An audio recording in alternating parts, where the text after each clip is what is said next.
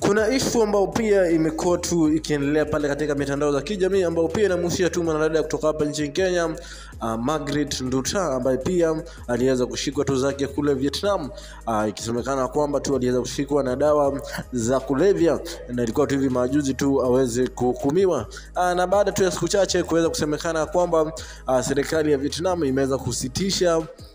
kwamba haitamnyonga baada tu ya serikali ya Kenya kuweza kufikia kule kujaribu kuweza kudiscuss, kuweza kuona jinsi ambavyo pia wanaweza kumsaidia Margaret Nduta. Inasemekana tu hivi leo tu serikali ya Vietnam imeweza tu kuweza kutoa option ambazo pia itaweza kutumia tu kuweza kuhakikisha kwamba wamemchukulia hatua Margaret Nduta, kwa sababu tu tayari tu aliweza kamatwa katika hiyo nchi akiwa na miadarati, na katika nchi ya Vietnam kukamatwa na miadarati hukumu yao sana sana tu ni kifo.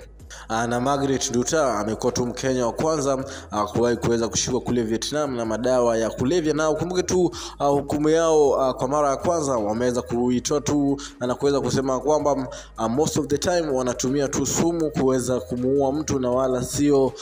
kamba kama vile watu wengi tu walikuwa wanafikiria, kwa sababu tu tayari parliament ya Vietnam iliweza kutoa hukumu ya kuweza kumpiga mtu risasi na kumuua kabisa, lakini wakasema kwamba sasa hivi hukumu ambao wanatumia tu ni ya kudunga mtu shindano mara 3 kule Vietnam, ili tukuhakikisha kwamba hukumu ambao pia wanataka kumpatia ya kuweza kuua mtu imeweza kuafikiwa, ikisemekana tu ya kwamba kitu ya kwanza wanafanya tu ni kuhakikisha kwamba wanadunga mtu shindano ambaye pia ni ya mwili kukufa ganzi, kisha mwisho wa siku tu wanamdunga shindano ambao pia ni ya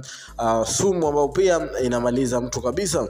kwa sababu tu ni issue ambao pia watu wa Kenya wengi walikuwa wanafuatilia pale katika mitandao za kijamii, na mmoja tu wa mtu kutoka kule Vietnam ameweza tu kuweza kudokeza kitu ambacho pia kinaweza kumwapenia tu Margaret Nduta hapa nchini Kenya, in case to just hiyo issue nzima iweze kumpata, kwa sababu tu tayari mazungumzo yanaendelea kati ya Vietnam na Kenya. Kumbuka tu Kenya haina ambassador yoyote kule Vietnam, so lazima watumie ambassador mwingine ama wa nchi nyingine kujaribu kuweza kunegotiate, kuweza kuona kama Nduta ataweza kuachiliwa ama ataweza kuachiliwa, kwa sababu tayari siku za pili ziliweza kuisha na hakuna vile wanaweza kuappeal kabisa, na ni issue ambao pia tu wanangoja ama serikali ya Vietnam imeweza kusema kwamba imepatia tu Kenya mwezi moja, kala sio hivyo itaweza kupewa tu date nyingine ya kuhakikisha kwamba Margaret Nduta ameweza kupokea hukumu ya kwake. Ni issue ambayo pia tunafollow pale katika social media, tutakuwa kwa update kwenye YouTube channel ya kwetu, na make sure umesubscribe ili story ambazo pia. Alafu huyu ni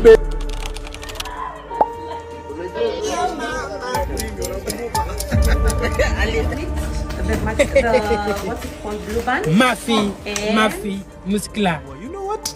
Yeah, this is it.